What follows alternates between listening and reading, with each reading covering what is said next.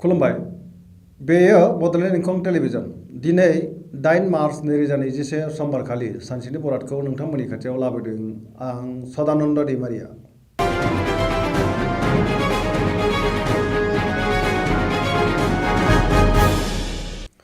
सिगां फरायनो लादों मेष राशि। दिनैनि साना जोबोर मोजां। मावनो लानाय खामानिखौ गोरलैयैनो मावफुंनो हानानै गोसोखौ गोबां गोजोननाय मोनगोन। गोसोनि साननायफोरा जाफुंसारगोन। देहाया दिनै मोजाङै थागोन। अब्लाबो जानाय लोंनायाव सांग्रां जानाया गाहाम। बहानिफ्रायबा मोजां खौरां फैनो हागौ। रांखावरियाव दिनै जोबोर मोजां। बेफार फालांगियावबो जोबोर मोजां मुलाम्फा मोननो हागोन। आरजिनाय धोनखौ दोनथुमनो हागोन। सोरबा लोगोनि हेफाजाब मोनगोन। न'खराव बिसि फिसायनि गेजेराव अननानै फैगोन। बिमा बिफानि अननाय आरो बोर मोनगोन। बिमा बिफाजों अननाय आरो बोर मोननायनि उनाव बिदा फंबायनिबो हेफाजाब मोनगोन। गोसोनि बोलोआ बांगोन। समाजाव दिनै गोबां मान मोननो हागोन। गोसोआ जोबोर रमान्टिक जागोन। लाइमोनफोरा मोजां खौरां मोनगोन। फरायसाफ्रा फरायनायाव जोबोर गोसो दुंगोन आरो मोजां फिथाइ मोननो हागोन। बयजोंबो अनसायजागोन। सरासनस्रायै दिनैनि साना जोबोर मोजां आरो मोजाङैनो बारग'लांगोन।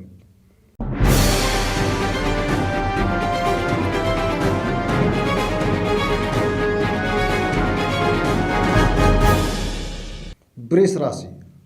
दिनैनि साना जोबोर मोजां। गोसोखौ जोबोर गोजोननाय मोनगोन। गोसोनि बोलोआ बांगोन। मावनो लानाय खामानिखौ दिनै गोरलैयैनो मावफुंनो हागोन। समाजाव गोबां मान मोनगोन। रांखावरियाव जोबोर मोजां होनजायो। मोननो गोनां धोनखौ दिनै मोननो हागोन। आरजिनाय धोनखौ दोनथुमनो हागोन। बेफार फालांगियाव मोजां मुलाम्फा मोनगोन। न'खराव बिसि फिसायनि गेजेराव अननानै फैगोन। देहाया दिनै मोजाङै थागोन।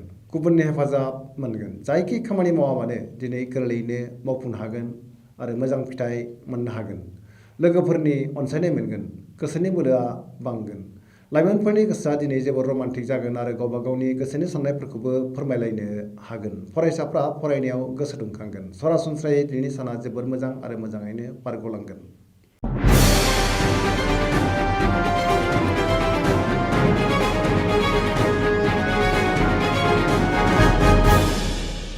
मिथुन राशि। दिनैनि साना जोबोर मोजां। गोसोखौ जोबोर गोजोननाय मोनगोन। देहाया दिनै मोजाङै थागोन। रांखावरियाव जोबोर मोजां। बेफार फालांगियाव मोजां मुलाम्फा मोनगोन। न'खराव बिसि फिसायनि गेजेराव अनलायनाय फैगोन। बिदा फंबायजों मोजां सोमोन्दो थागोन। न'खराव खुसिनि दैमु बोहैगोन। समाजाव मान मोनगोन। पजिटिभ एनार्जिनि गोहोम गोग्लैगोन। गोसोनि बोलोआ बांगोन।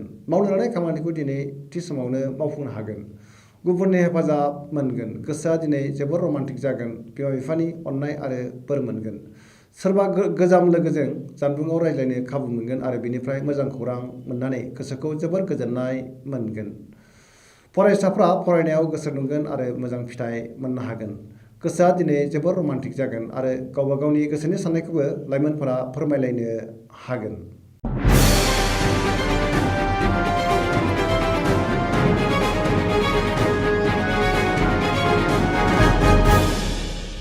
कर्कट राशि।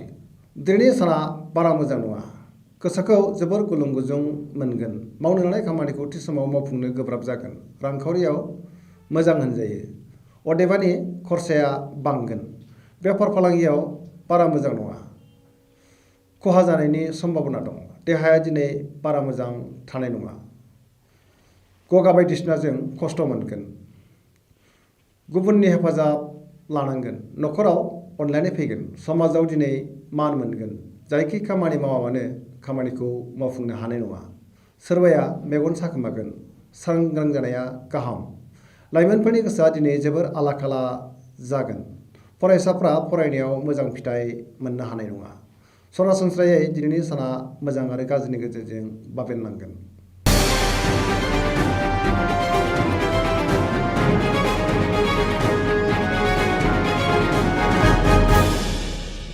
सिंह राशि। दिनैनि साना जोबोर मोजां। गोसोखौ जोबोर गोजोननाय मोनगोन। मावनो लानाय खामानिखौ थि समावनो मावफुंनो हानानै बांसिन गोजोननाय मोनगोन। सोरबा लोगोनिफ्राय मोजां खौरां मोननो हागौ। रांखावरियाव जोबोर मोजां होनजायो। अब्लाबो खरसाया बांगोन। बेफार फालांगियाव जोबोर मोजां मुलाम्फा मोननो हागोन। गोसोनि साननायखौ गुबुननो फोरमायनो हागोन। न'खराव अनलायनाय फैगोन। धोरोमारि बिथिङाव गोसो दुंखांगोन। समाजाव मान मोनगोन, देहाया दिनै मोजाङै थागोन, गुबुननि अनसायनाय मोनगोन, बिमा बिफानि अननाय आरो बोर मोनगोन, गोसोनि साननायफोरा जाफुंसारगोन, लाइमोनफोरनि गोसोआ दिनै जोबोर रमान्टिक जागोन आरो गावबा गावनि गोसोनि साननायफोरखौबो फोरमायलायनो हागोन। फरायसाफ्रा फरायनायाव गोसो दुंखांगोन आरो मोजां फिथाइ मोननो हागोन। सरासनस्रायै दिनैनि साना जोबोर मोजां आरो मोजाङैनो बारग'लांगोन।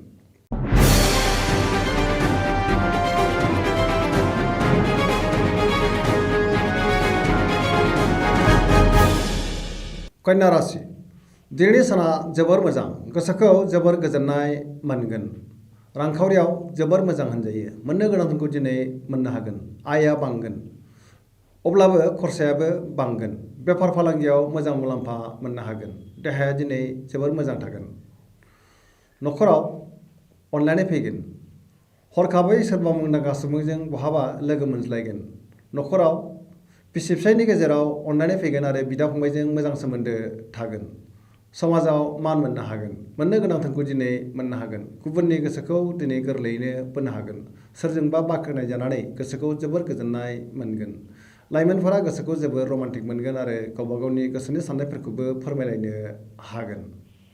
फरायसाफ्रा फरायनायाव मोजां फिथाइ मोनगोन आरो गोसो दुंखांगोन, धोरोमारि बिथिङावबो गोसो दुंगोन।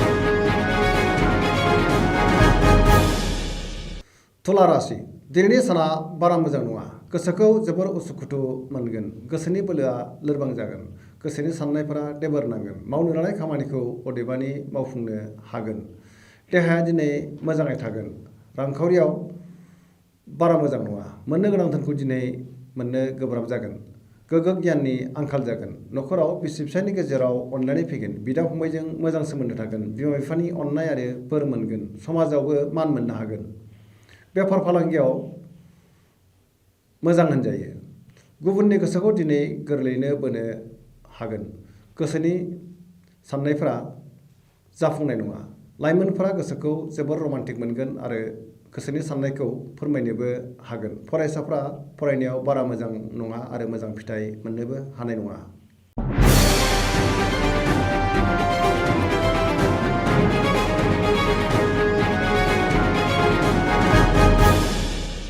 वृश्चिक राशि दिनैनि साना जोबोर मोजां, गोसोखौ जोबोर गोजोननाय मोनगोन, मावनो लानाय खामानिखौ थि समावनो मावफुंनो हागोन, गोसोनि साननायफोरा जाफुंसारगोन, समाजाव दिनै गोबां मान मोनगोन, न'खराव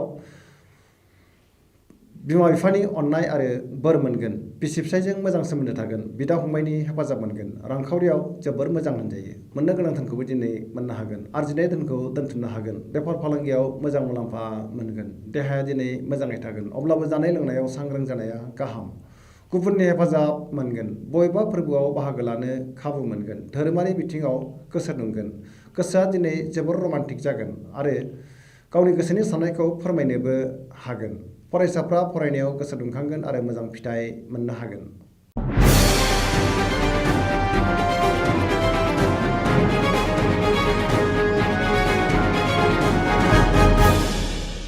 धनु राशि दिनैनि साना मोजां आरो गाज्रिनि गेजेरजों बाबेनलांगोन, सोरजोंबा नांलाय खमलाय एबा एना एनि जानानै गोसोखौ जोबोर उसुखुथु आरो गुलुं गुजुं मोननो हागौ, मावनो लानाय खामानिखौ थि समाव मावफुंनो गोब्राब जागोन, गोसोनि साननायफोरा देबोर नांगोन, रांखावरियाव जोबोर मोजां, मोननो गोनांफोरखौ दिनै मोननो हागोन, बेफार फालांगियाव जोबोर मोजां मुलाम्फा मोनगोन, समाजाव मान मोननो हागोन, देहाया दिनै मोजाङै थागोन, न'खराव एना एनि फैनो हागौ, सांग्रां जानाया गाहाम, बिदा फंबायनि हेफाजाब लानांगोन, लाइमोनफोरा गोसोखौ जोबोर रमान्टिक मोनगोन आरो गावबा गावनि गोसोनि साननायफोरखौबो फोरमायलायनो हागोन, फरायसाफ्रा फरायनायाव गोसो दुंगोन नाथाय मोजां फिथाइ मोननो हानाय नङा।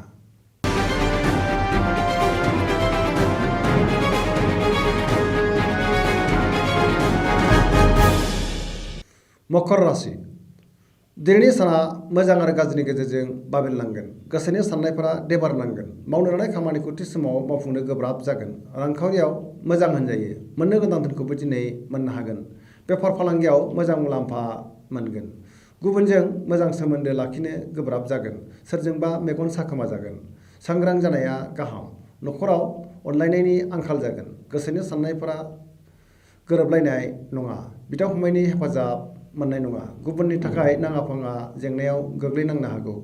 सांग्रांथिनि गोनांथि जागोन। नेगेटिभ एनार्जिनि गोहोम गोग्लैनो हागौ। लाइमोनफोरा गोसोखौ दिनै जोबोर आला खाला मोनगोन।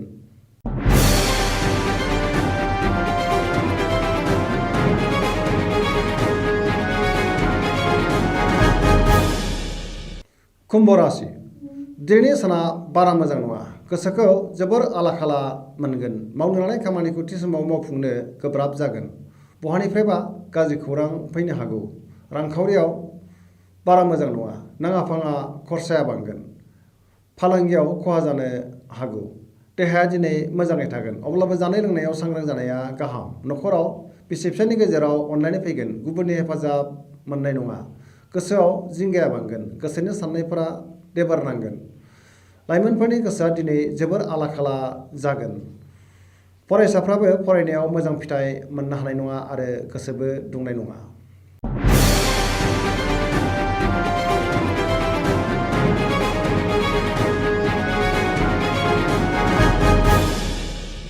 मीन राशि दिनैनि साना मोजां आरो गाज्रिनि गेजेरजों बाबेलनांगोन। गोसोआव बेले बेजे साननाय फैगोन। गोसोनि बोलोआ लोरबां जागोन। देहाया दिनै मोजाङै थागोन। अब्लाबो जानाय लोंनायाव सांग्रां जानाया गाहाम। रांखावरियाव मोजां होनजायो। बेफार फालांगियावबो मोजां मुलाम्फा मोनगोन। नखराव बिसि फिसायनि गेजेराव अनलायनाय फैगोन। सेंग्रा सिख्लाफ्रा गोसोखौ दिनै जोबोर रमान्टिक मोनगोन। गुबुनजों अदेबानि रायखोमा जानो हागौ। सांग्रां जानाया गाहाम। गोसोनि साननायफोरा आद्रा जागोन। गोसोनि जिंगाया बांगोन। नेगेटिभ एनार्जिनि गोहोम गोग्लैगोन। जायखि खामानि मावा मानो दिनै गोरलैयैनो मावफुंनो हानाय नङा। गुबुननि हेफाजाब लानानै खामानिफोरखौ मावनांगोन। दिनैनि राशि फरिखानिया एसेनोसै। जोबनायाव बेखौनो खावलायो जाहाथे नोंथांमोना सानफ्रोमबो जोंनि बे बड'लेण्ड इंखं टेलिभिजनखौ नायबाय थायो आरो साबस्क्राइब खालामो। एसेनोसै। गोजोन्थों।